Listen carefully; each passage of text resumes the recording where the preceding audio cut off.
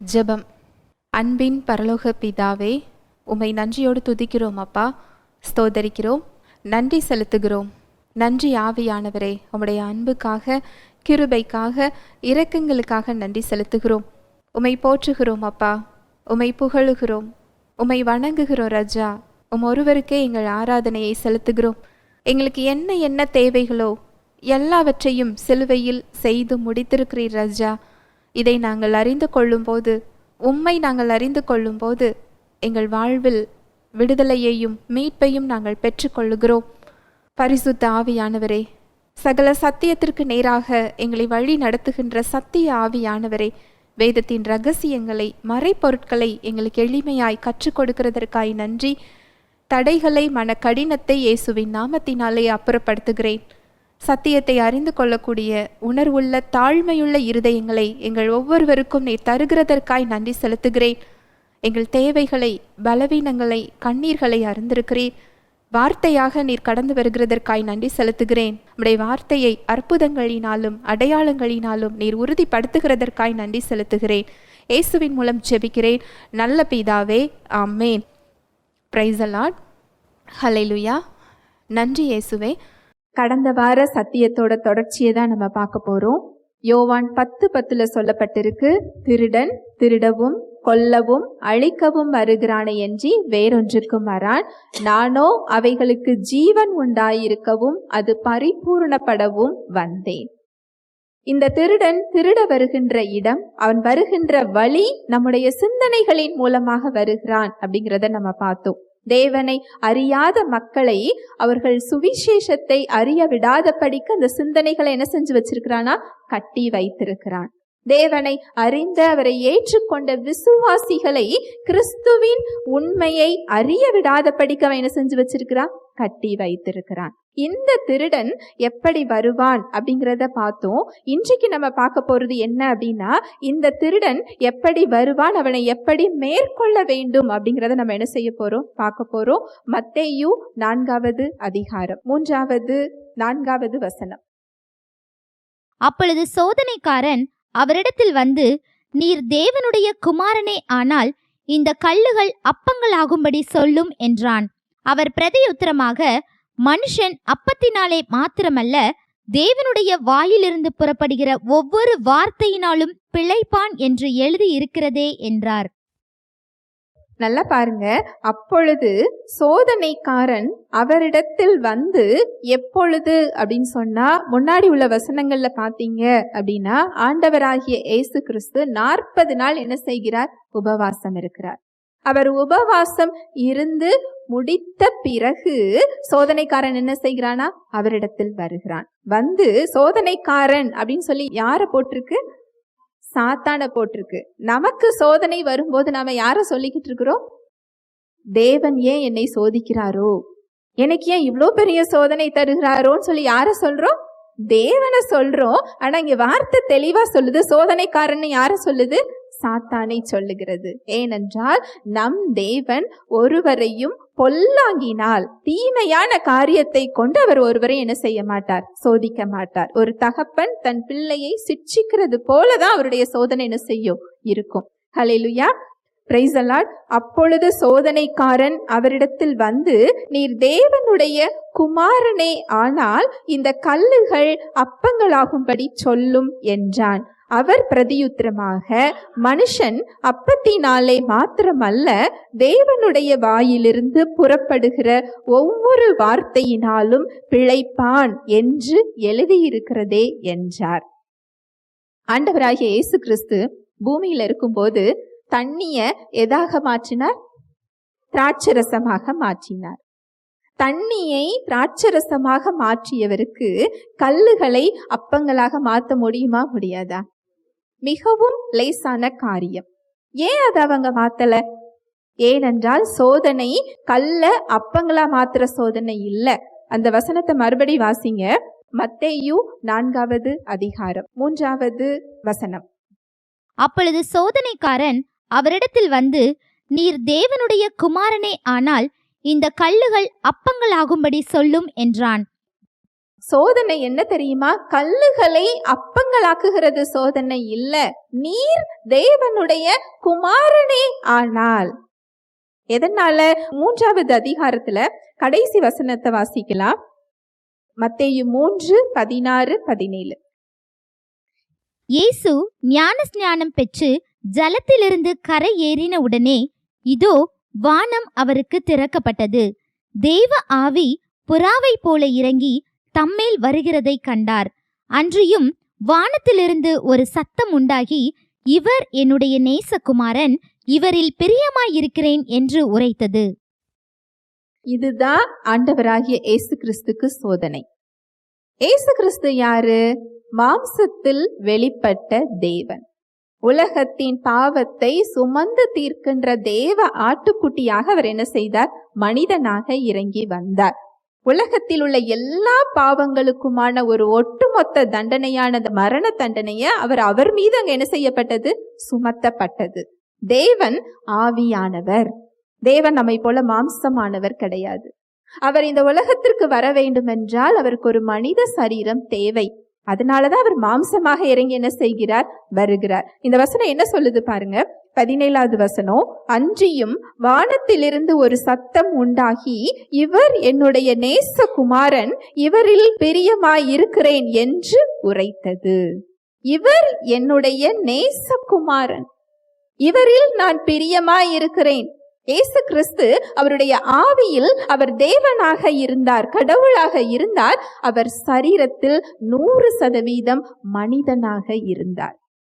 இங்க சாத்தான் அவருக்கு கொடுக்கின்ற சந்தேகம் என்னன்னா, அவரிடத்தில் எந்த பகுதி பலவீனமாக இருக்கிறதோ அந்த பகுதியின் மூலமாக அவன் அவருடைய அடையாளத்தின் மீது சந்தேகத்தை உண்டு பண்ணுகிறான். நீர் தேவனுடைய நேசகுமாரனாக இருந்தால், நீர் பிதாவுடைய குமாரனாக இருந்தால் உமக்கு ஏன் பசி ஏற்படுகிறது? புரியுதா? அங்கு இயேசு கிறிஸ்துவுக்கு என்ன சந்தேகத்தை கொடுக்கிறான்? அவருடைய அடையாளத்தின் மீது சந்தேகத்தை கொடுக்கிறான். அங்கு அவருடைய சோதனை கல்லுகளை அப்பங்களாக்குகிற சோதனை இல்லை. அது அவருக்கு லேசான காரியம். அங்கு சோதனை, நீர் தேவனுடைய குமாரனா இல்லையா? ஏனென்றால் அவர் ஆவியில் தேவனாக இருந்தார். அவருடைய மனித சரீரம் நம்மை போல் சிந்திக்க கூடியது. அவர் பார்க்கின்றவற்றை, கேட்கின்றவற்றை, உணர்கின்றவற்றை அது என்ன செய்ய முடியும்? சிந்திக்க முடியும். இன்னொரு விஷயம் என்ன அப்படின்னு சொன்னா, ஆவியை மாம்சத்தால் உணர முடியாது. ஆவியினால் பிறப்பதெல்லாம் ஆவியாயிருக்கும், மாம்சத்தினால் பிறப்பதெல்லாம் மாம்சமாயிருக்கும். உலகத்தையே படைத்தவர் உங்களுக்குள் இருக்கிறார். உங்களால உணர முடியுதா? உங்களால அவரை தொட்டு பார்க்க முடியுதா? இல்ல. ஏனென்றால் ஆவியை நம்முடைய மாம்சத்தினால என்ன செய்ய முடியாது? உணரவும் முடியாது, தொட்டு பார்க்கவும் முடியாது. இங்க சோதனை இயேசு கிறிஸ்துவுக்கு அதுதான். அந்த 3வது வசனத்தை மறுபடி வாசிக்கலாம். 4வது அதிகாரம் 3வது வசனம். அப்பொழுது சோதனைக்காரன் அவரிடத்தில் வந்து, நீர் தேவனுடைய குமாரனே ஆனால் இந்த கல்லுகள் அப்பங்களாகும்படி சொல்லும் என்றான். அப்பொழுது சோதனைக்காரன் அவரிடத்தில் வந்து, நீர் தேவனுடைய குமாரனே ஆனால் இந்த கல்லுகள் அப்பங்களாகும்படி சொல்லும் என்றான். நீர் தேவனுடைய குமாரனே ஆனால் இந்த கல்லுகளை அப்பங்களாக மாத்தும். இதை இயேசு கிறிஸ்து இதை ஏற்றுக்கொண்டு அந்த கல்லுகளை அப்பங்களாக மாத்தினார்னு சொன்னா, நான் தேவனுடைய குமாரனா இல்லையான்னு சொல்லி அவருக்கு அங்க என்ன இருக்குதுன்னு அர்த்தம்? சந்தேகம் இருக்குதுன்னு அர்த்தம்.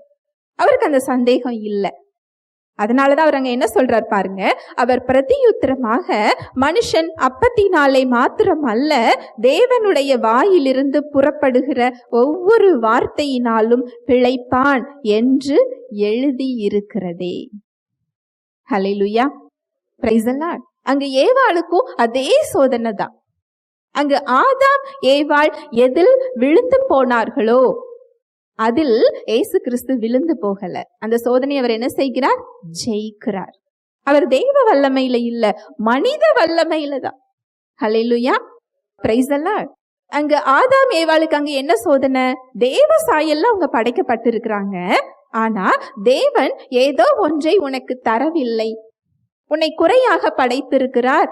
நீ இந்த கனியை சாப்பிட்டால் நீ தேவனை போல் மாறி விடுவாய் அப்படின்னா என்ன அர்த்தம்? அவர் உன்னை அவரை போல என்ன செய்யல, படைக்கலன்னு அர்த்தம்.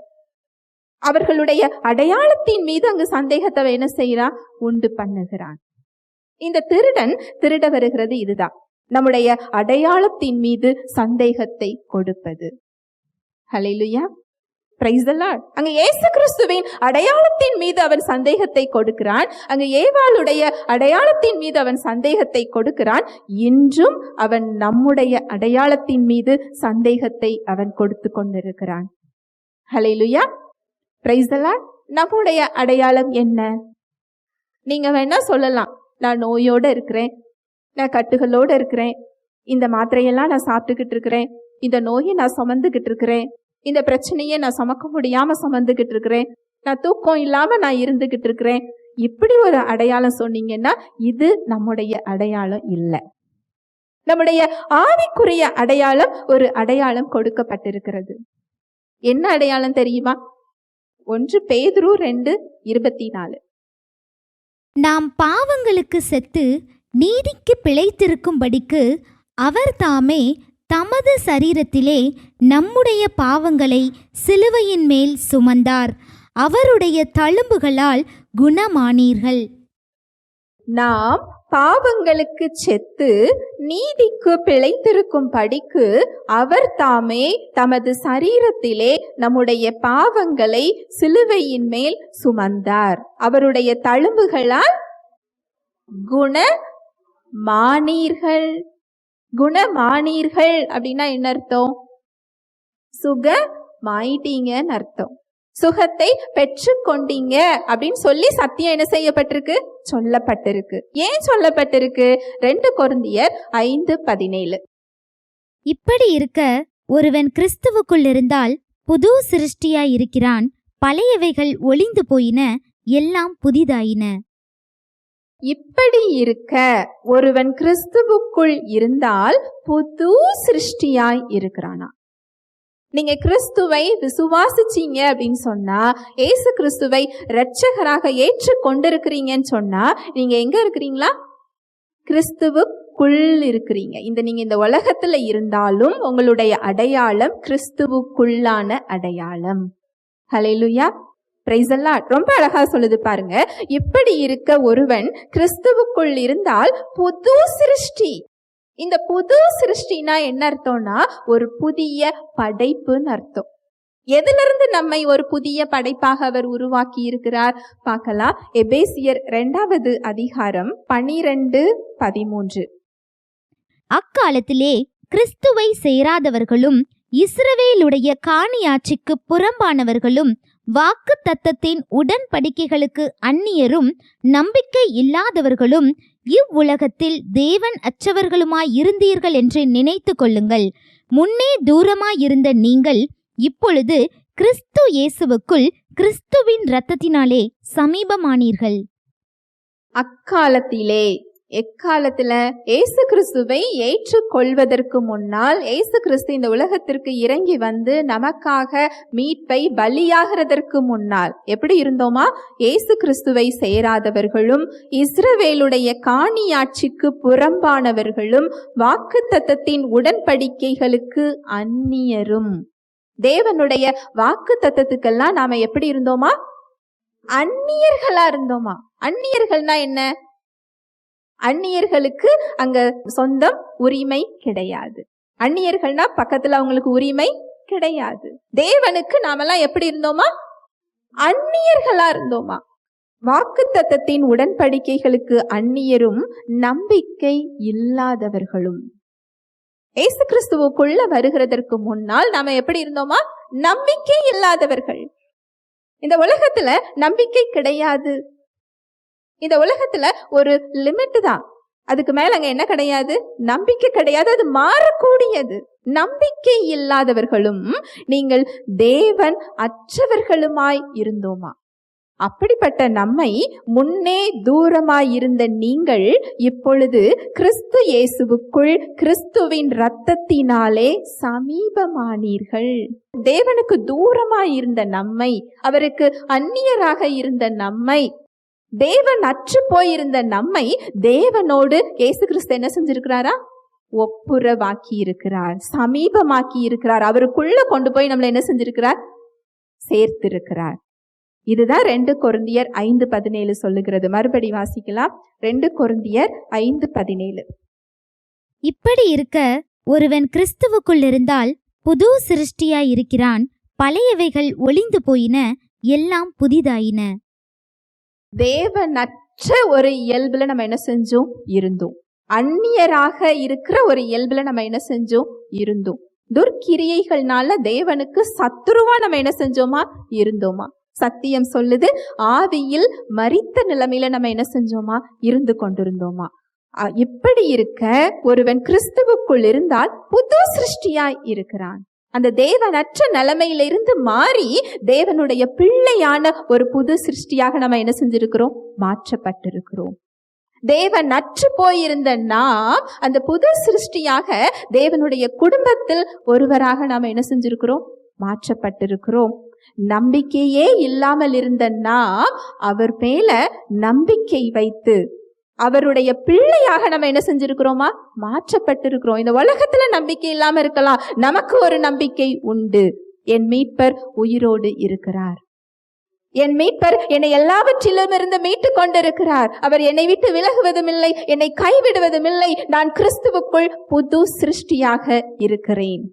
ஹல்லேலூயா, பிரைஸ் தி லார்ட். பழையவைகள் எல்லாம் ஒழிந்து போயின. தேவன் அற்று போயிருந்த நிலைமை மாறிவிட்டது. நம்பிக்கையே இல்லாதவ இருந்த நிலைமை அங்க என்ன செஞ்சிட்டு? மாறிவிட்டது. அந்த வாக்குத்தத்தத்திற்கு அந்நியராக இருந்த நிலைமை அங்க என்ன செஞ்சிட்டு? மாறி போயிட்டு. ஆவியில மரித்த நிலைமை அங்க என்ன செஞ்சிட்டு? மாறி போயிட்டு. அந்த மரித்த ஆவி மறைந்து போய் ஒரு புதிய ஆவியை, ஒரு புதிய சிருஷ்டியை, ஒரு புதிய படைப்பை அவர் அங்க என்ன செஞ்சிருக்கிறார்? உருவாக்கி இருக்கிறார். ஹல்லேலூயா, பிரைஸ் தி லார்ட். இதுதான் சுவிசேஷம், இதுதான் நற்செய்தி. இதை கொடுக்கிறதுக்காக தான் அவர் என்ன செய்தார்? மனிதனாக இறங்கி வந்தார். மறுபடி வாசிக்கலாம். 2 கொரிந்தியர் 5:17. இப்படி இருக்க ஒருவன் கிறிஸ்துவுக்குள் இருந்தால் புது சிருஷ்டியாய் இருக்கிறான், பழையவைகள் ஒளிந்து போயின, எல்லாம் புதிதாயின. நீங்க இயேசு கிறிஸ்துவை இரட்சகராக ஏற்றுக்கொண்டிருந்தீங்கன்னு சொன்னா கிறிஸ்துவுக்குள்ளதான் இருக்கிறீங்க. நீங்க கிறிஸ்துவுக்குள்ள இருக்கும்போது எப்படி இருக்கிறீங்களா? புதிய சிருஷ்டியாக, ஒரு புதிய படைப்பாக, ஒரு புதிய ஒரு உயிரினமாக நம்மள அவர் என்ன செஞ்சிருக்கிறாரு? மாற்றி இருக்கிறார். அதனாலதான் 1 பேதுரு 2:24 சொல்லுது, இயேசுவின் தழும்புகளால் நீங்கள் குணமானீர்கள். அந்த புதிய சிருஷ்டியின் இயல்பு சுகமாக்கப்பட்ட இயல்பு. அதுல நோயின் இயல்பு கிடையாது. அந்த நோயின் இயல்போட இருந்த ஆவி அங்க என்ன செஞ்சிச்சு? மறைந்து போய்விட்டது. அந்த நோயின் இயல்போட இருந்த அந்த ஆவி மறைந்து சுகத்தின் இயல்பை பெற்ற புதிய ஆவியை, புதிய சிருஷ்டியை நீங்க என்ன செஞ்சிருக்கிறீங்க? பெற்றிருக்கிறீங்க. ஹல்லேலூயா, பிரைஸ் தி லார்ட். இதுதான் உங்களுடைய ஆவிக்குரிய அடையாளம். இதுதான், இந்த ஆவிக்குரிய அடையாளத்தை தான் அவன் சந்தேகப்படும்படி கேள்விகளை கொடுப்பான். அங்க 40 நாள் உபவாசம் முடிந்த உடனே இயேசு கிறிஸ்துவுக்கு பசி வந்ததா? வந்தது. அவர் கடவுள் தானே, அவருக்கு ஏன் பசி வரணும்? ஏனென்றால் அவர் ஆவியில் கடவுளாக இருந்தார். அவர் இருந்த மனித சரீரத்துக்கு அங்கு பசி என்ன செய்யும்? வரும். அதுபோல ஆவியில் நாம் புதிய சிருஷ்டியாக இருந்தாலும், ஆவியில் சுகம் இருந்தாலும், நாம இருக்கிறது எதுல இருந்துகிட்டு இருக்கிறோம்? மாம்சத்தில் இருந்து கொண்டிருக்கிறோம். மாம்ச சரீரத்தில் எப்படி ஒரு வீட்டுக்குள்ள நீங்க வசிக்கிறீங்களோ, உங்களுடைய ஆவி உங்கள் சரீரத்தில் அது என்ன செஞ்சுக்கிட்டு இருக்கு? இருந்து கொண்டிருக்கிறது. எப்பொழுது நாம தேவனை சந்திக்க செல்லுவோமோ, இந்த சரீரமாகிய வீட்டை இங்க விட்டுட்டு என்ன செஞ்சிருவோம்? ஆவி மேல போகும். ஹல்லேலூயா, பிரைஸ் தி லார்ட். அப்ப உண்மையான நம்முடைய அடையாளம் நம்ம சரீரமா, நம்முடைய ஆவியா? ஒரு மனிதர் இறந்து போகிறார். ஒரு உதாரணத்துக்கு ஒரு ராஜான்னு ஒருத்தருங்க பெயரை வச்சுக்குவோமே. அவர் இறந்து போகிறார். அதை நம்ம எப்படி விசாரிப்போம்? ராஜா எப்போ வீட்டுக்கு வருவார்னு கேட்போமா? இல்ல மருத்துவமனையில இருந்து பாடி எப்போ வரும்னு கேட்போமா?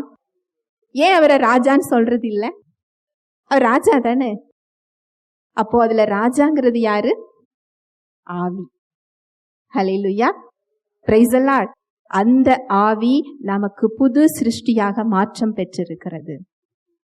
இந்த அடையாளத்தின் மீதுதான் அவன் சந்தேகத்தை கொடுக்கும்படி எண்ணங்களை கொடுப்பான். 1 பேதுரு 2:24 என்ன சொல்லப்பட்டிருக்கு? இயேசுவின் தழும்புகளால் நீங்கள் குணமானீர்கள். இந்த நோயிலிருந்து நீ எப்படி சுகம் பெற முடியும்? இந்த நோய் வந்தா இது இப்படிதானே விளைவுகள் இருக்கும்.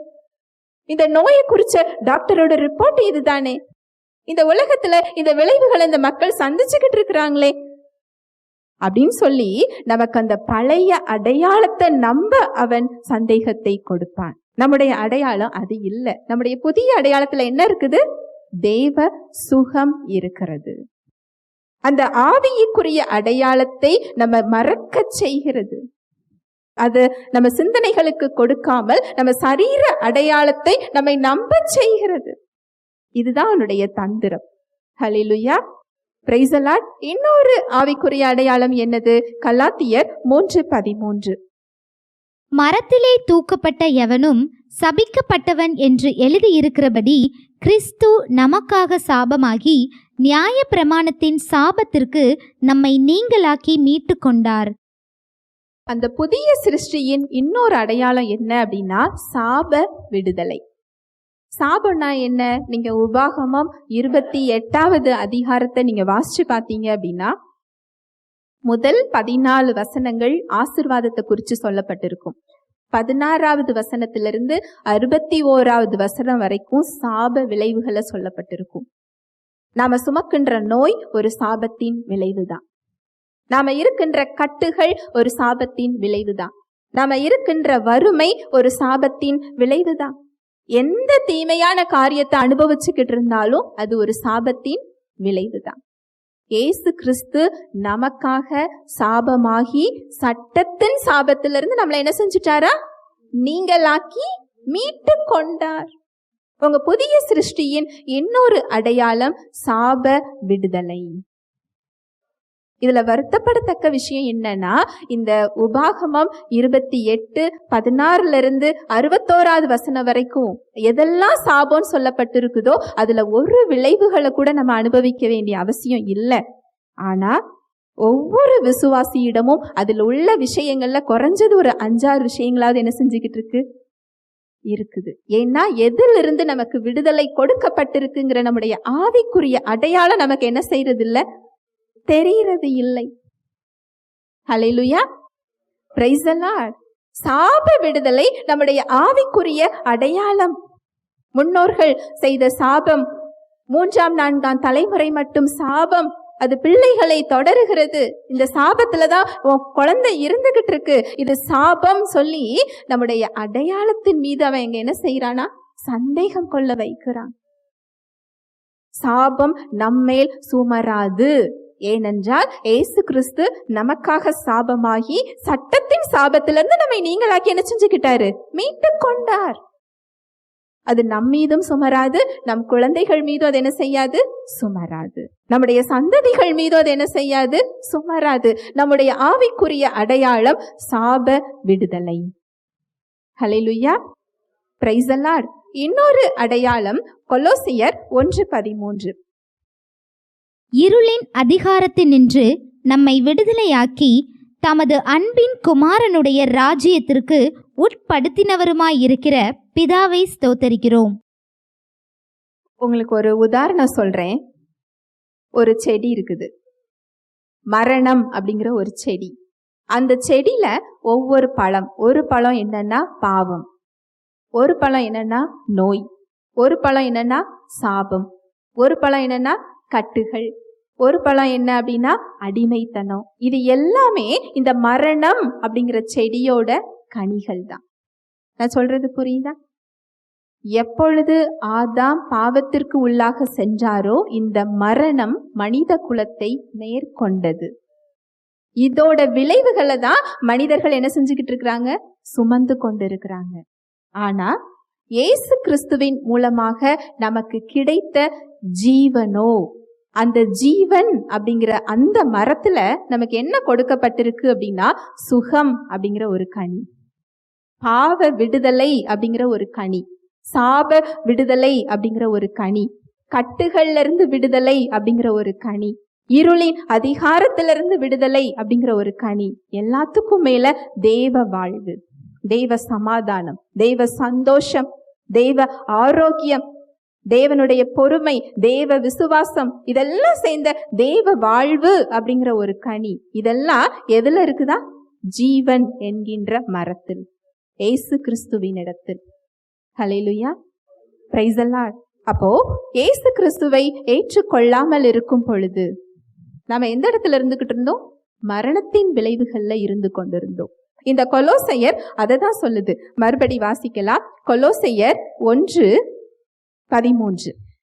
இருளின் அதிகாரத்தினின்று நம்மை விடுதலையாக்கி தமது அன்பின் குமாரனுடைய ராஜ்யத்திற்கு உட்படுத்தினவருமாயிருக்கிற பிதாவை ஸ்தோத்தரிக்கிறோம். இந்த மரணத்தின் கட்டுகளுக்குள்ள, சாத்தானுடைய அதிகாரத்துக்குள்ள இருந்த நம்மை விடுதலையாக்கி கிறிஸ்துவினுடைய ராஜ்யத்திற்குள்ள நம்மளை என்ன செஞ்சிட்டாரா? கொண்டு வந்து விட்டார். ரட்சிப்புல நமக்கு இந்த பலன் தான் கிடைச்சிருக்கு. ஒரு குடும்பத்திலிருந்து நாம் மாற்றப்பட்டு இன்னொரு குடும்பத்தின் உறுப்பினராக நாம் மாற்றப்பட்டிருக்கிறோம். பழைய அந்த அடிமைத்தன குடும்பத்துல இருந்து, அந்த மரணம்ங்கிற ஒரு குடும்பத்திலிருந்து நாம விடுதலையாக்கப்பட்டு கிறிஸ்துவின் ஜீவன், அவருடைய ராஜ்யம் அப்படிங்கிற ஒரு குடும்பத்திற்குள்ள நம்ம என்ன செய்யப்பட்டிருக்கோம்? மாற்றப்பட்டிருக்கிறோம். இந்த வசனத்தை மறுபடி வாசிக்கலாம்.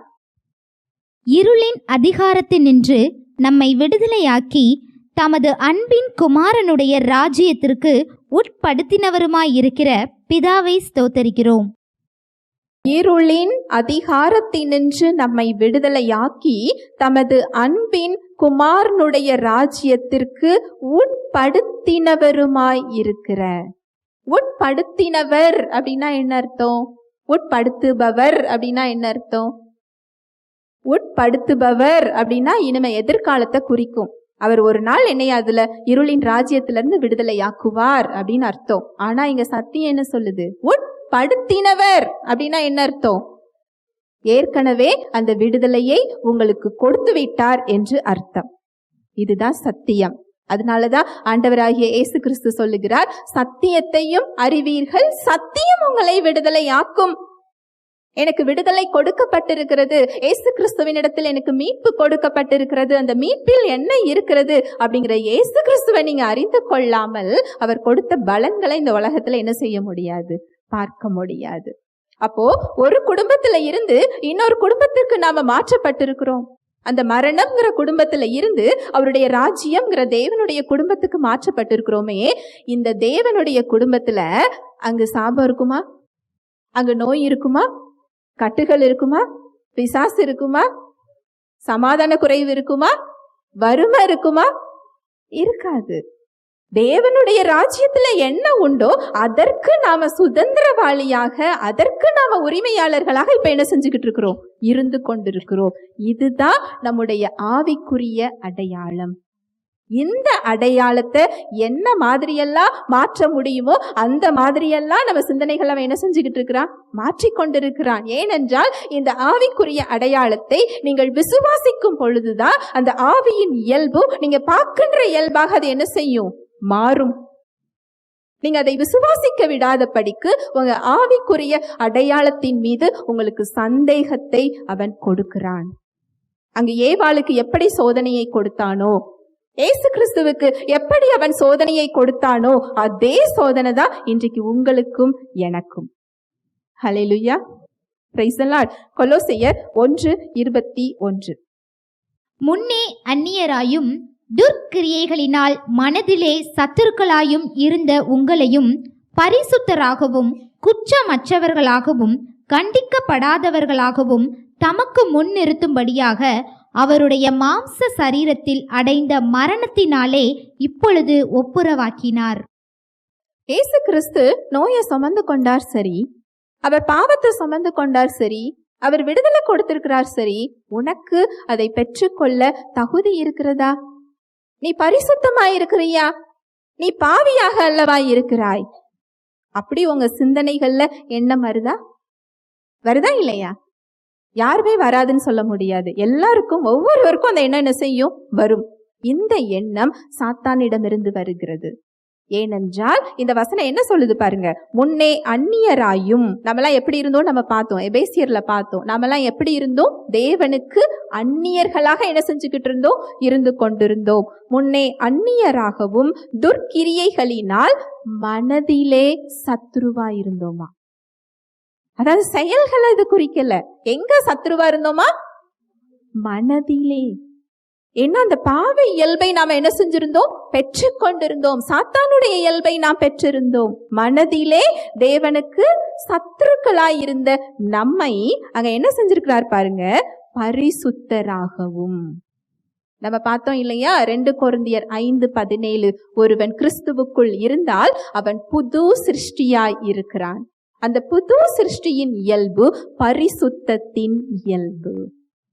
எப்படி இருக்கிறோமா, பரிசுத்தராகவும் குற்றமற்றவர்களாகவும் கண்டிக்கப்படாதவர்களாகவும் தமக்கு முன் நிறுத்தும்படியாக அவருடைய மாம்ச சரீரத்தில் அடைந்த மரணத்தினாலே இப்பொழுது என்ன செஞ்சிருக்கிறாரா, ஒப்புரவாக்குவேன் அப்படி சொல்றாரா. ஒப்புரவாக்கினார் அப்படின்னா அதை அவர் செய்து முடித்து விட்டார். பாவியாய் இருந்த நம்மை பரிசுத்தராக மாற்றிவிட்டார். அடுத்து என்ன சொல்லப்பட்டிருக்கு பாருங்க, குற்றமற்றவர்களாகவும். அப்போ நாம எல்லாரும் எப்படி நின்று கொண்டிருந்தோம், குற்றவாளிகளாக நின்று கொண்டிருந்த நம்மை இயேசு கிறிஸ்துவின் ரத்தம் குற்றமற்றவர்களாக அதை என்ன செஞ்சிருச்சா, மாற்றிவிட்டது.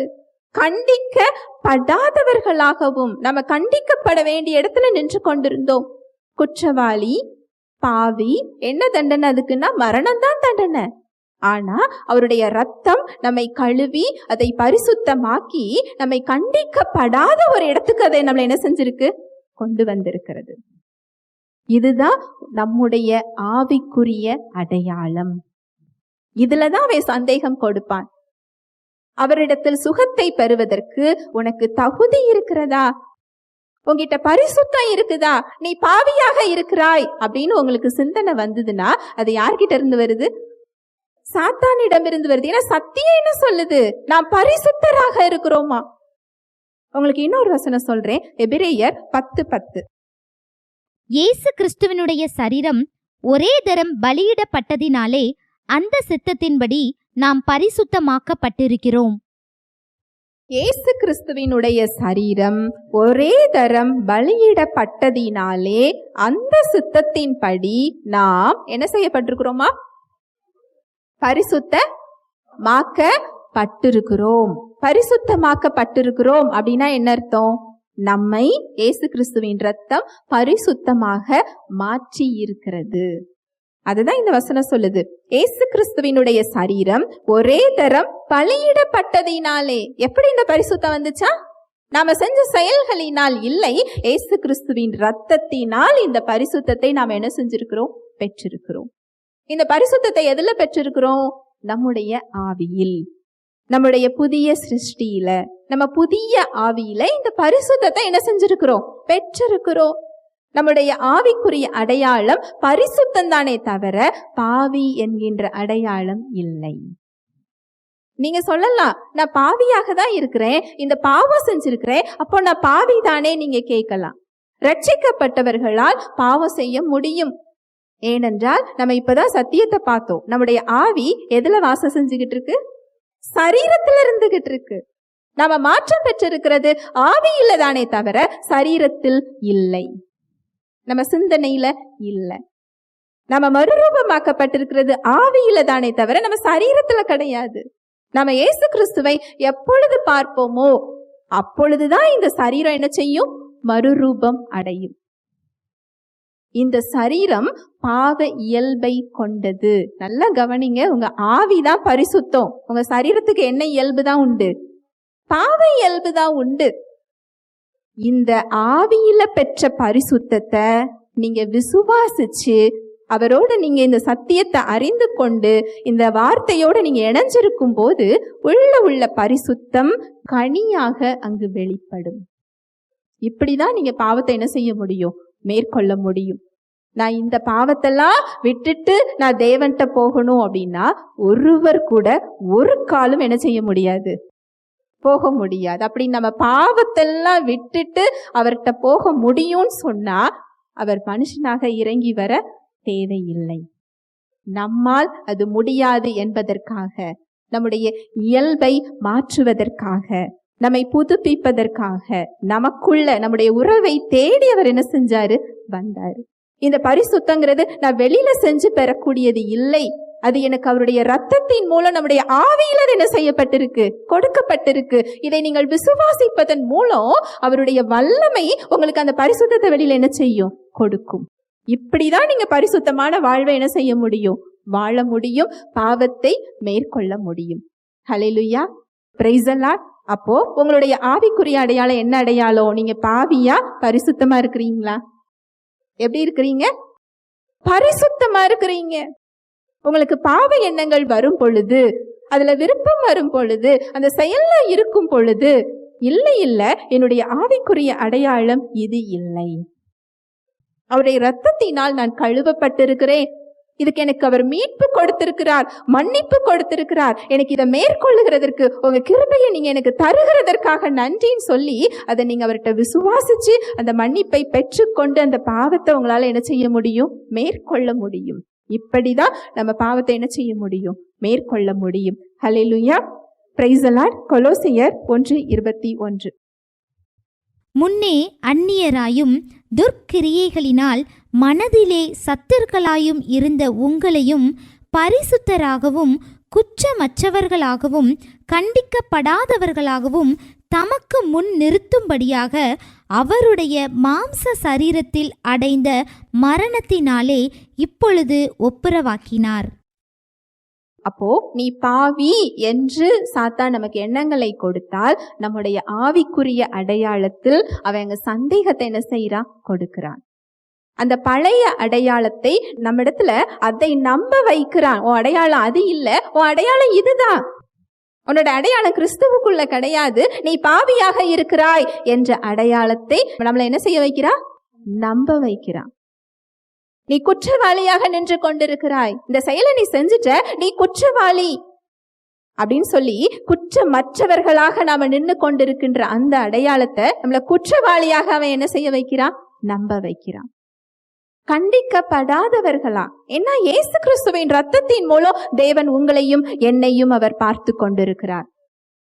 அவருடைய பிள்ளையாக நம்மளை என்ன செஞ்சிருக்கிறாரு, பார்த்து கொண்டிருக்கிறார். தேவன் உன் மீது கோபமாக இருக்கிறார், உன் செயலுக்கான தண்டனையோடு அவர் காத்து கொண்டிருக்கிறார் அப்படின்னு சொல்லி நீங்க சிந்தனையில வந்தது அப்படின்னு சொன்னா அது யார்கிட்ட இருந்து வரல, தேவன் கிட்ட இருந்து வரல, பரிசுத்த ஆவியானவர் கிட்ட இருந்து வரல. அது யார்கிட்ட இருந்து வருது, சாத்தானிடமிருந்து வருகிறது. ஹல்லேலூயா, பிரைஸ் தி லார்ட். எவ்வளவு பெரிய ஒரு மீட்பை கொடுத்திருக்கிறார் பாருங்களேன். அவர் இதெல்லாம் உனக்கு கொடுத்திருக்கிறார். சரி, இத்தனை பாவங்களை நீ செஞ்சிருக்கிற, இத்தனை கட்டுகளோட நீ இருக்கிற, அவர் உன்னை நேசித்தால் ஏன் இந்த நோய் உன்னிடத்தில் இருக்க வேண்டும்? அவர் உன்னை இத்தனை அன்பு செய்திருந்தால் ஏன் நீ கட்டுகளோடு நீ இருக்கிற? அப்படின்னா அவர் உன்னை அன்பு செய்யல, அவர் உன்னை நேசிக்கல அப்படின்னு சொல்லி அவருடைய அன்பின் மீது நமக்கு சந்தேகத்தை கொடுப்பான். சத்தியம் என்ன சொல்லுது தெரியுமா? ரோமர் 8வது அதிகாரம் 15-16. அந்தபடி திரும்பவும் பயப்படுகிறதற்கு நீங்கள் அடிமைத்தனத்தின் ஆவியை பெறாமல் அப்பா பிதாவே என்று கூப்பிட பண்ணுகிற புத்திர சுவிகாரத்தின் ஆவியை பெற்றீர்கள். நாம் தேவனுடைய பிள்ளைகளாய் இருக்கிறோம் என்று ஆவியானவர் தாமே நம்முடைய ஆவியுடனே கூட சாட்சி கொடுக்கிறார்.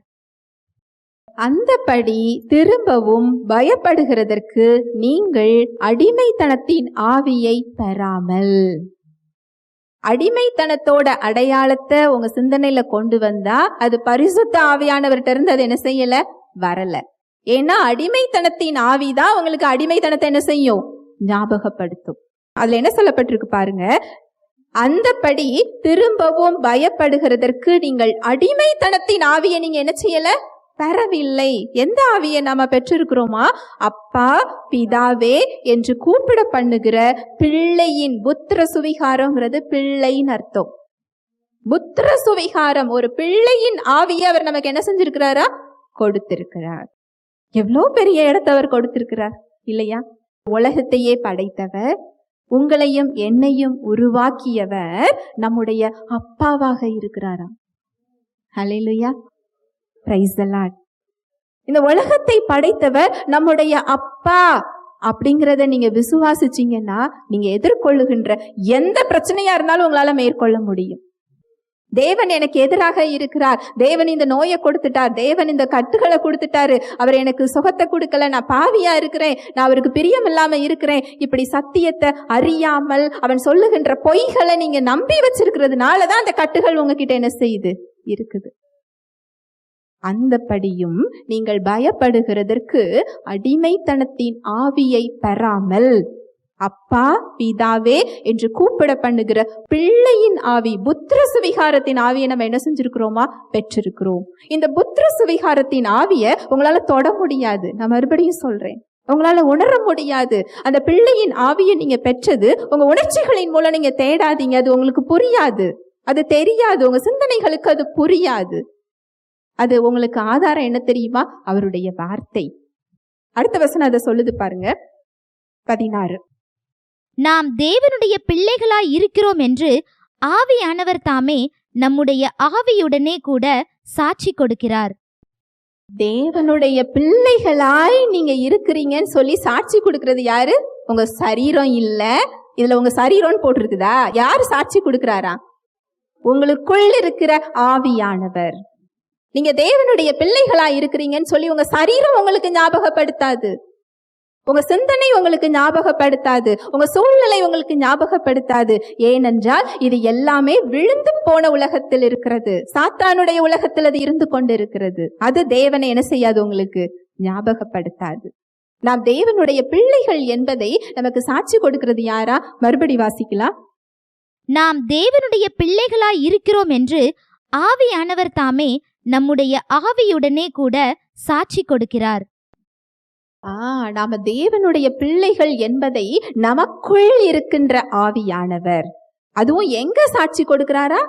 நம்முடைய ஆவியில் அவர் சாட்சி கொடுக்கிறார். ஆவியானவரோட குரல் எப்படி இருக்கும் தெரியுமா? இது நீங்க தெரிந்து கொள்ளாம உங்க சிந்தனையில பேசுறது சாத்தானா ஆவியானவரான்னு உங்களுக்கு என்ன செய்யாது, தெரியாது. ஒரு கல்யாண வீட்டுல நிக்கிறீங்க, உங்க பிள்ளை உங்களை அம்மான்னு கூப்பிடுது, அப்பான்னு கூப்பிடுது. உங்களால அந்த குரலை அடையாளம் கண்டு கொள்ள முடியுமா? முடியாதா? ஒரு ஆயிரக்கணக்கான கூட்டம், அதுல உங்க பிள்ளை உங்களை அம்மான்னு கூப்பிடுறது உங்க பிள்ளை நீங்க எப்படி கண்டுபிடிக்கிறீங்க? பிறந்ததுல இருந்தே அந்த குரலை என்ன செய்யறீங்க? கேக்குறீங்க. நம்ம சிந்தனையில வர்றது ஆவியானவர் குரலா சாத்தானுடைய குரலா என்று நமக்கு ஏன் அடையாளம் தெரியவில்லை? ஏனென்றால் ஆவியானவருடைய குரல் எப்படி இருக்கும் நமக்கு என்ன செய்யல, தெரியல.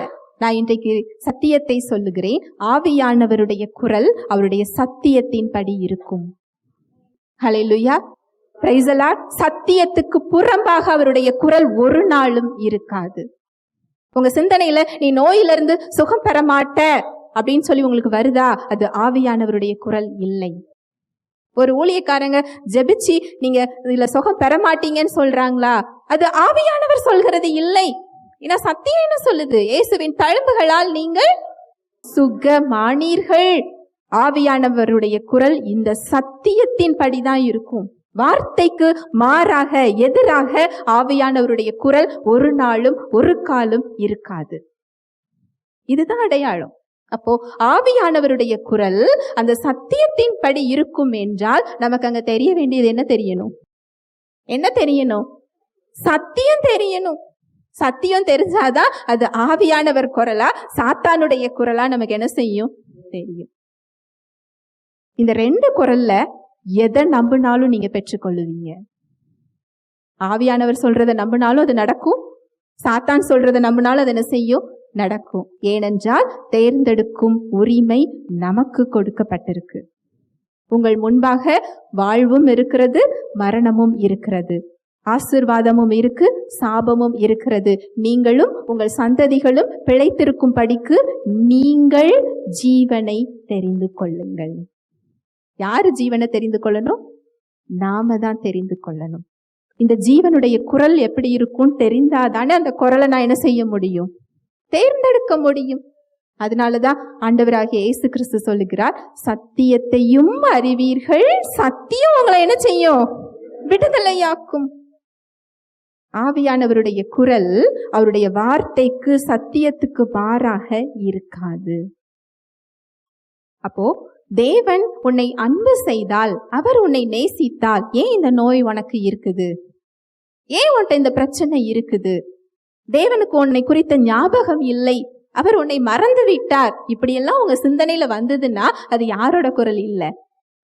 ஆவியானவருடைய குரல் இல்லை. ஏனென்றால் சத்தியம் என்ன சொல்லுது? திரும்பவும் பயப்படுகிறதற்கு நீங்கள் அடிமைத்தனத்தின் ஆவியை பெறவில்லை, அப்பா பிதாவே என்று கூப்பிட பண்ணுகிற பிள்ளையின் ஆவியை நீங்க என்ன செஞ்சிருக்கிறீங்களா? பெற்றிருக்கிறீங்க. நீங்க தேவனுடைய பிள்ளைகளாய் இருக்கிறீர்கள் என்பதை ஆவியானவர் தாமே உங்களுடைய ஆவியில் சாட்சி கொடுக்கிறார். நம்முடைய ஆவியில நீ தேவனுடைய பிள்ளை என்று அவர் என்ன செய்கிறாரா? சாட்சி கொடுக்கிறார். உங்க சிந்தனையை நீங்க கேட்காதீங்க, உங்க சரீரத்தை பார்க்காதீங்க, உங்க சூழ்நிலையை பார்க்காதீங்க. நீங்க தேவனுடைய பிள்ளை என்பதற்கு ஆதாரம் அவருடைய வார்த்தை. இந்த வார்த்தையை நீங்க கேட்கும் போதுதான் உங்களுக்கு ஆவியானவர் பேசுறதே உங்களுக்கு அடையாளம் புரியும். அவர் 24 மணி நேரமும் உங்களோட அவர் பேசி கொண்டிருக்கிறார். அதை கேட்கிற இடத்துல நாம தான் என்ன செய்யணும்? இருக்க வேண்டும். ஹல்லேலூயா, பிரைஸ் தி லார்ட். அப்போ இந்த இடத்துல இப்படி அவன் சிந்தனைகளை நமக்கு கொடுக்கும் போது, நம் ஆவிக்குரிய அடையாளத்தை குறித்த சந்தேகத்தை அவன் கொடுக்கும் போது நாம என்ன செய்யணும்? அது ஆண்டவராகிய இயேசு கிறிஸ்து ரொம்ப அழகாக கற்றுக் கொடுத்திருக்கிறார். மத்தேயு 4:4. அவர் பிரதியுத்தரமாக, மனுஷன் அப்பத்தினாலே மாத்திரமல்ல, தேவனுடைய வாயிலிருந்து புறப்படுகிற ஒவ்வொரு வார்த்தையினாலும் பிழைப்பான் என்று எழுதி இருக்கிறதே என்றார். இந்த 3 சோதனையுமே பாத்தீங்க அப்படின்னா, ஏசு கிறிஸ்து போன்னு சொன்னா அவன் என்னதான் செஞ்சிருக்கணும்? போயிருக்கதான் செய்யணும். ஆனா அவர் அப்படி சொல்ல மாட்டார். ஒவ்வொரு சோதனைக்கும் தேவனுடைய வார்த்தையை எடுத்தவர் அங்க என்ன செய்கிறார்? பேசுகிறார். அவர் என்ன ஆயுதத்தை பயன்படுத்தினாரோ அதே ஆயுதம் இன்று நம் கைகளில் கொடுக்கப்பட்டிருக்கு. ஹல்லேலூயா, பிரைஸ் தி லார்ட். அவன் எதை எதிர்க்க முடியாமல் ஓடி போனானோ அதே ஆயுதம் நம்ம கையில இப்பவும் என்ன செய்யப்பட்டிருக்கு? கொடுக்கப்பட்டிருக்கு. அவருடைய வார்த்தை, அதுதான் அவனை எதிர்க்கின்ற ஆயுதம். அவன் என்ன பொய் சொல்றானோ அதற்கு சரியான சத்தியத்தை எடுத்து நாம் பேசுவது.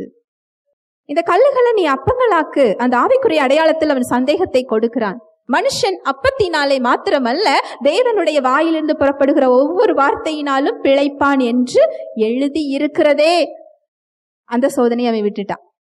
அதே போல இந்த நோயிலிருந்து உனக்கு சுகம் கிடைக்க முடியாது, இந்த நோயிலிருந்து நீ சுகம் அடைய முடியாது, அங்க ரிப்போர்ட் இப்படி சொல்லுதே அப்படின்னு சிந்தனை வரும்போது, இயேசு கிறிஸ்து என்னுடைய நோய்களை சுமந்து கொண்டார் என்று எழுதி இருக்கிறதே. இயேசுவின் தழும்புகளால் நீங்கள் குணமானீர்கள் என்று எழுதியிருக்கிறதே. அவர் என்னுடைய நோய்களை சுமந்து கொண்டார் என்று எழுதியிருக்கிறதே. எனக்காக ஒரு விலைக்கிரயம் செலுத்தி இருக்கிறார் என்று எழுதியிருக்கிறதே. இத பேசினாதான் அந்த சிந்தனைகள்ல வர்ற அவன் என்ன செய்வானா? ஓடி போவானா. நாம இப்படி பேசுறோமா? நோய் இருக்கா? ஆமா இல்ல, எனக்கு இருக்குல்ல, இந்த நோய் இப்படியெல்லாம் மாறுமோ, இது என்னெல்லாம் செய்யும் சொல்லி அவன் சொல்லுகிறதை ஏற்றுக்கொண்டு அந்த அடையாளத்தை நம்ம என்ன செஞ்சுக்கிறோம்? ஏற்றுக்கொள்ளுகிறோம். நான் சொல்ல வர்றது புரியுதா உங்களுக்கு? நீங்க நம்பாமல் அந்த அடையாளத்தை அவனால் உங்களுக்கு கொடுக்க முடியாது. அவனுடைய பொய்களை நீங்க நம்பும் பொழுதுதான் அவனோட விளைவுகளை உங்ககிட்ட அவனுக்கு என்ன செய்ய முடியும்? கொடுக்க முடியும். அவன் சொல்லுகின்ற பொய்களை நீங்கள் நம்புறதுதான் அவனுக்கு உங்க வாழ்க்கையில நீங்க கொடுக்கின்ற அனுமதி. ஏவாள் அதை தான் செஞ்சாங்க. அவன் சொன்ன பொய்ய நம்புனாங்க, வாழ்க்கையில இடத்த கொடுத்தாங்க. இயேசு கிறிஸ்து என்ன செஞ்சாரு? அந்த பொய்யை ஏற்றுக்கொள்ளல. இப்படி எழுதி இருக்கிறதே, அவருடைய வார்த்தையை எடுத்து பேசுகிறார். தேவன் உன் மேல அன்பாக இல்ல, அவர் உன்னை நேசித்தார், உனக்கு ஏன் இந்த கஷ்டம்? அவர் உன்னை அன்பு செய்தால் நீ ஏன் இந்த விடுதலையை பார்க்கல, இந்த ஆசீர்வாதத்தை பார்க்கல? இந்த எண்ணங்கள் வரும்போது அவர் தன்னுடைய சொந்த குமாரன் என்றும் பாராமல், ஒருவர் கூட கெட்டு போகாமல் எல்லோரும் நித்திய ஜீவனை பெறும்படிக்கு அவருடைய சொந்த குமாரனை கொடுத்து இவ்வளவாய் உலகத்தை அன்பு கூர்ந்தார் என்று எழுதியிருக்கிறதே. அந்த ஒருவர் கூட கெட்டு போக கூடாதுங்கிறதுல நீங்களும் நானும் சேர்ந்துதான். நீ அவருடைய பிள்ளை இல்ல, இந்த பாவத்தை நீ செஞ்சுட்ட, அந்த குற்ற மனப்பான்மை வரும் பொழுது என்னுடைய பாவத்தை அவர் சுமந்து கொண்டார். இந்த பாவ இயல்பு என்னிடத்தில் கிடையாது, எனக்குள் இருக்கிறது பரிசுத்தத்தின் இயல்பு என்று எழுதியிருக்கிறதே. அவருடைய இரத்தத்தினால் நான் பரிசுத்தமாக்கப்பட்டிருக்கிறேன் என்று எழுதியிருக்கிறதே. அவர் என் மீது கோபமாக இல்லை. நான் பாவியாக இருக்கும் பொழுது எனக்காக அவர் மரித்தார் என்றால் நான் இப்பொழுது அவருடைய பிள்ளையாக இருக்கிறேன். அவர் எனக்கு எல்லாவற்றையும் கொடுப்பது அதிக நிச்சயம் அல்லவா என்று எழுதியிருக்கிறதே. இதுதான் சாத்தான் உங்க சிந்தனைகள்ல வரும் பொழுது நீங்கள் எதிர்த்து நிற்கின்ற முறை. இதுதான். இப்படி எதிர்த்து நிற்கும் பொழுது அவனோட விளைவுகள் உங்க சரீரத்துல உள்ள அந்த நோய், உங்க வாழ்க்கையில உள்ள அந்த பிரச்சனைகளை எடுத்துக்கிட்டு அவன் போக தான் செய்யணும். அவனுக்கு உங்க மேல அதிகாரம் கிடையாது. ஹல்லேலூயா, பிரைஸ் தி லார்ட். எப்படிப்பட்ட ஒரு இடத்தை நமக்கு அவர் கொடுத்திருக்கிறார் இல்லையா? நாம இந்த உலகத்தில் தான் இருக்கிறோம், ஆனால் இந்த உலகத்திற்கு உரியவர்கள் இல்லை. அவருடைய குடும்பத்தில் உள்ள பிள்ளைகள், அவருடைய ராஜ்யத்திற்கு உட்பட்டவர்கள், அவருடைய இயல்பை பெற்ற பிள்ளைகள் இந்த உலகத்தையும் அதில் உள்ள சூழ்நிலைகளையும் உலகத்தில் இருக்கிறவனையும் மேற்கொள்ளக்கூடிய அதிகாரம் பெற்றவர்கள். சூழ்நிலைகளை ஆளக்கூடிய அதிகாரத்தை அவர் நமக்கு என்ன செஞ்சிருக்கிறார்? கொடுத்திருக்கிறார். எப்பொழுது நம்முடைய ஆவிக்குரிய அடையாளத்தை அறிந்து கொண்டு அதை விசுவாசத்தோடு நாம் பேசும் பொழுது. ஹல்லேலூயா, பிரைஸ் தி லார்ட். ஒரு சாட்சி சொல்றேன். இந்த கொரோனா டைம்ல அதுல பாதிக்கப்பட்ட ஒரு சகோதரி, லட்சத்துல ஒருவருக்கு தான் அப்படி ஒரு பாதிப்பு வரும். அவங்களுக்கு என்ன பிரச்சனை அப்படின்னா, அவங்க முகத்துக்குள்ள உள்ள உறுப்புகளை எல்லாம் அந்த கிருமி என்ன செஞ்சது அப்படின்னா, அந்த மூக்குல உள்ள எலும்புகள் எல்லாம் அதை அரிச்சிட்டு, தாடெல்லாம் இருக்கும் இல்லையா, மேல் நாடி கீழ் நாடிலாம் இருக்கும் இல்லையா, அந்த பல் இருக்கின்ற தாடைகளை எல்லாம் அதை என்ன செஞ்சிட்டு அரிச்சிட்டு, உள்ள எலும்புகள் கிடையாது. அந்த முகம் ஒரு ஷேப்லெஸ்ஸா, அது ஒரு வடிவமே இல்லாம என்ன செஞ்சிட்டு ஆகி, அந்த இன்ஃபெக்ஷனை கட்டுப்படுத்துறதுக்காக பல்லெல்லாம் அவங்களுக்கு என்ன செஞ்சுட்டாங்க? எடுத்துட்டாங்க. அவங்களால பேச முடியாது, பயங்கர வலி. அவங்க பல்ல எடுத்த ஒரு 2 நாளைக்குள்ளதான் அவங்களோட நம்பர் கிடைச்சது. நான் இந்த சுவிசேஷத்தை அவங்களுக்கு சொன்னேன். அவங்களால பேச முடியல, பயங்கரமான ஒரு வலியில இருந்தாங்க. அப்போ இந்த சுவிசேஷத்தை சொல்லி இந்த சத்தியத்தெல்லாம் அனுப்பி அவங்களுக்கு கேட்க வச்சு அவங்களுக்கு இயேசுவின் நாமத்தினால அத்தாரிட்டி பிரேயர் செஞ்சு விட்டேன். அந்த வார்த்தையை கேட்கும் போது அவங்களோட வலி குறைஞ்சுது. ஒரு 2-3 நாள்ல அவங்க சொன்ன சாட்சி என்ன அப்படின்னா, நல்லா கவனிங்க, அவங்களுக்கு அந்த மேல் தாடை கிடையாது. அவங்களுக்கு அதை என்ன செஞ்சிருச்சு? அரிச்சிட்டு. ஒரு 3-4 நாளைக்குள்ள அவங்க சொன்ன பதில் என்ன அப்படின்னா, எனக்கு அந்த தாடை வளர ஆரம்பிச்சிருக்கு. ஹல்லேலூயா, பிரைஸ் தி லார்ட். அவங்களோட முகமெல்லாம் இப்ப ரொம்ப அழகா ஷேப்பா மாறி இப்ப வேலைக்கு போக ஆரம்பிச்சுட்டாங்க. அந்த 3-4வது நாள்லயே அவங்களுடைய சொந்தக்கார பையன், வீட்டுக்கு வந்த பையன் சொன்னது என்ன அப்படின்னா, உங்களுடைய முகம் ஒரு வடிவத்துக்கு அது என்ன செஞ்சுக்கிட்டு இருக்கு? மாறிக்கிட்டு இருக்கு. அந்த சகோதரி சொன்ன சாட்சி என்கிட்ட என்ன அப்படின்னா, இந்த சத்தியம் எனக்கு தெரிஞ்சிருந்ததுன்னா என் பல்ல நான் என்ன செஞ்சிருக்க மாட்டேன்? எடுத்திருக்க மாட்டேன். நல்ல ஒரு ஆவிக்குரிய சகோதரி. இந்த ஆவிக்குரிய அடையாளம் தெரியாததுனால அவங்க என்ன செஞ்சாங்க? அதை சந்திச்சிருக்கிறாங்க. ஆனா எப்பொழுது அந்த ஆவிக்குரிய அடையாளத்தை அவங்க தெரிஞ்சுக்கிட்டாங்களோ அந்த நோயை அழகாக அவங்க மேற்கொண்டு வெளியில வந்தாங்க. பிரைஸ் தி லார்ட், ஹல்லேலூயா. நன்றி இயேசுவே. போன வாரத்துல கூட ஒரு பையன் கிட்னி பிரச்சனையில பாதிக்கப்பட்டு இந்த சத்தியத்தை கேட்டுக்கிட்டு இருக்கிறான். அவனுக்கு அந்த டயாலிசிஸ் பண்ணும்போது கழுத்துல அவனுக்கு ரத்த அடைப்பு ஹை கிரவுண்ட்ல அட்மிட் ஆயிருந்தான். அவன்கிட்ட நான் பேசும்போது அவனால என்ன செய்ய முடியல? பேச முடியல. நான் இந்த விசுவாச வார்த்தைகளை கொஞ்ச நேரம் அவனை சொல்ல வச்சேன். சொல்ல வைக்கும் போது அவனுக்கு அவனோட தோள்பட்டை, கழுத்து எல்லாமே வீங்கி போய் தான் இருக்குது. அவனுக்கு ரத்த அடைப்பு கழுத்துல இருக்குன்னு டாக்டர் சொல்லிட்டாரு. தூத்துக்குடி ஹாஸ்பிட்டல்ல முடியாதுன்னு சொல்லி தான் பாளையங்கோட்டைக்கு என்ன செஞ்சிருக்கிறாங்க? அனுப்பி இருக்கிறாங்க. அவனால பேச முடியாத நிலைமை. இந்த வார்த்தைகளை நீ பேசு, உன்னால பேச முடியும்னு சொல்லி அதை சொல்ல சொல்ல கொஞ்ச நேரத்தில் அவனால பேச்சு அவனுக்கு என்ன செஞ்சது? தெளிவா வந்தது. ஏற்கனவே கொஞ்ச நாளா ஒரு 10 நாளா இந்த சத்தியத்தை கேட்டுட்டு இருக்கான். ஒரு கிட்டத்தட்ட 1 மாசம் இருக்கும்னு நினைக்கிறேன். ஆனா அதிகம் கேட்கல அவன். அப்போ இதை சொல்ல சொல்ல அந்த வலி குறைஞ்சது. இந்த 2-3 சத்தியத்தை அனுப்பி விட்டு இதை கேளு, சாயங்காலம் உனக்கு நான் என்ன செய்யறேன்? ஜெபிச்சு விடுறேன். இந்த வார்த்தையை மட்டும் நீ என்ன செய்யக்கூடாது? ஆஃப் பண்ணக்கூடாது. அவன் இருக்கிறது GHல இருக்கிறான்.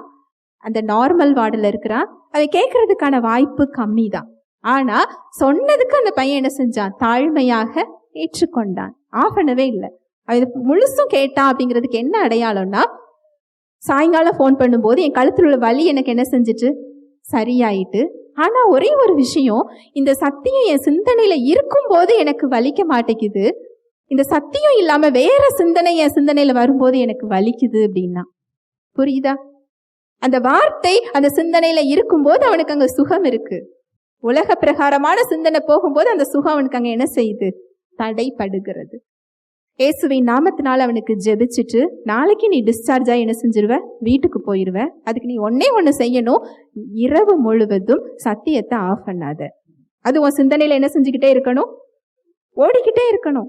அதை நீ ஆஃப் பண்ணாத. இந்த வார்த்தைகளையும் பேசுன்னு சொல்லி விசுவாச அறிக்கைகளை எல்லாம் கொடுத்திருந்தேன்.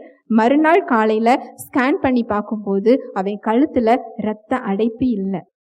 ஹல்லேலூயா, பிரைஸ் தி லார்ட்.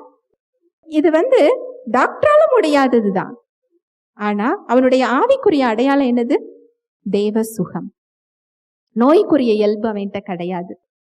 இதை எப்போ இந்த அடையாளத்தை எடுத்து அவன் சிந்தனைகளுக்கு அவன் கொடுக்க ஆரம்பிச்சானோ, பேச ஆரம்பிச்சானோ, உள்ள இயல்பு என்ன செய்யுது? அந்த நோயை அங்கு மேற்கொள்ளுகிறது. இதே போலதான் உங்க வாழ்க்கையில நீங்க எதிர்கொள்ளுகின்ற பிரச்சனைகளையும் நீங்க உங்க பழைய அடையாளத்தை விட்டுட்டு உங்க ஆவிக்குரிய அடையாளத்தை கொண்டு நீங்க உங்க பிரச்சனைகளை எதிர்கொள்ள ஆரம்பிங்க. நம்ம தோத்து போறதுக்காக தேவன் என்ன செய்யல? படைக்கல. உங்களோட புதிய அடையாளம் கிறிஸ்துவுக்குள் நீங்க எல்லாவற்றையும் முற்றிலும் ஜெயம் கொள்ளுகிற ஒரு அடையாளம் நமக்கு என்ன செய்யப்பட்டிருக்கு? கொடுக்கப்பட்டிருக்கு. ஹல்லேலூயா, பிரைஸ் தி லார்ட். ஜெபிக்கலாம். அன்பின் பரலோக பிதாவே, உம்மை நன்றியோடு துதிக்கிறோம் அப்பா, ஸ்தோத்திரிக்கிறோம், நன்றி செலுத்துகிறோம் அப்பா. எங்களுடைய கேள்விகளுக்கு பதில் கொடுத்தீர். நன்றி அப்பா. கிறிஸ்துவுக்குள் நாங்கள் புதிய சிருஷ்டியாக இருக்கிறோம். பழையவைகள் எல்லாம் ஒழிந்து போயின, எல்லாம் புதிதாயின. புதிய சிருஷ்டி என்ற புதிய அடையாளத்தை நாங்கள் பெற்றிருக்கிறோம். அந்த புதிய சிருஷ்டியில் நோய் இல்லை, பாவம் இல்லை, சாபம் இல்லை, கட்டுகள் இல்லை. தேவ வாழ்வை அந்த புதிய சிருஷ்டியின் ஆவி பெற்றிருக்கிறது. தேவ சுகத்தை அது பெற்றிருக்கிறது என்ற சத்தியத்தை இன்று நாங்கள் அறிந்து கொண்டோம். சாத்தான் எங்களுடைய ஆவிக்குரிய அடையாளத்தை சந்தேகம் கொள்ளும்படியான எண்ணங்களை எங்களிடத்தில் கொடுக்கிறான்.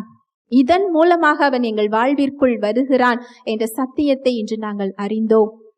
எப்படி ஆண்டவராகிய இயேசு கிறிஸ்து அவருடைய வார்த்தையை எடுத்து பேசி அதை எதிர்த்து நின்றாரோ, அதுபோல நாங்களும் அந்த எண்ணங்களை எதிர்த்து நிற்க தேவ வார்த்தை சத்தியம் எங்களுக்கு கொடுக்கப்பட்டிருக்கிறது. சத்தியத்தை எடுத்து நாங்கள் பேசும் பொழுது அவன் ஓடி போகிறான். எங்களுடைய ஆவிக்குரிய அடையாளத்தை நாங்கள் பேசும் பொழுது நாங்கள் அங்கு விடுதலையை பெற்றுக் கொள்ளுகிறோம், சுகத்தை பெற்றுக் கொள்ளுகிறோம், கட்டுகள் உடைக்கப்படுகிறது, தெய்வ வல்லமை வெளிப்படுகிறது என்ற சத்தியத்தை இன்று நாங்கள் அறிந்து கொண்டோம். நாங்கள் மாற வேண்டிய இடங்களை எங்களுக்கு சுட்டி காண்பித்ததற்காக நன்றி. இயேசு கிறிஸ்துவின் இரத்தத்தின் மூலமாக நாங்கள் பரிசுத்தமாக மாற்றப்பட்டிருக்கிறோம். நாங்கள் கண்டிக்கப்படாதவர்களாக, குற்றமற்றவர்களாக, தேவனுடைய பிள்ளைகளாக நாங்கள் மாற்றப்பட்டிருக்கிறோம் என்ற சத்தியத்தை இன்று நாங்கள் அறிந்து கொண்டோம். உம்முடைய வார்த்தைக்காக நன்றி அப்பா. வந்திருக்கிற ஒவ்வொருவரையும் உடைய கரத்தில் தருகிறேன்.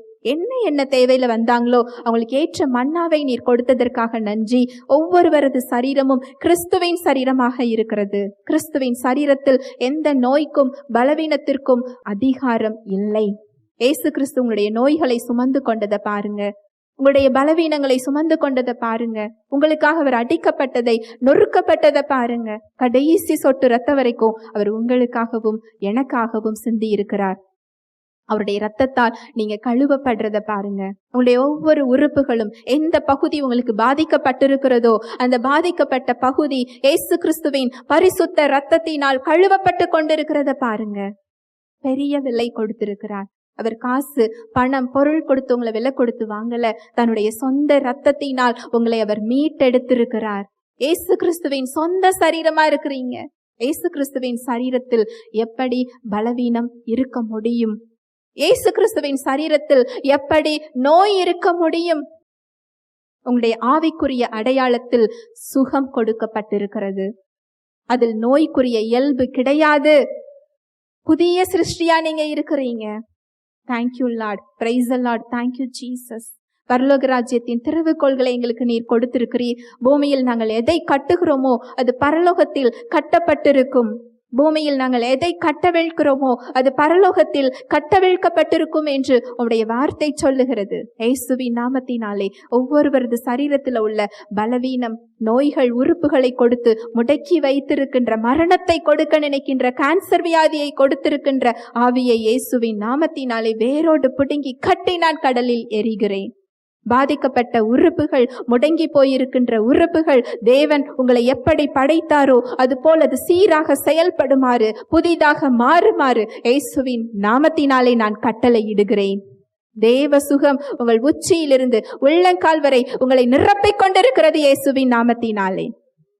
தேவ சுகம் உங்கள் மூளை நரம்புகள், உங்களுடைய இருதயம், கை கால் எலும்பு நரம்புகள், உங்களுடைய கல்லீரல், கணையம், கர்ப்பப்பை, ஒவ்வொரு உறுப்புகளையும் எலும்பு நரம்புகளையும் நிரப்பிக் கொண்டிருக்கிறது இயேசுவின் நாமத்தினாலே. இயேசுவின் தழும்புகளால் நீங்க சுகமாக்கப்பட்டிருக்கிறீங்க.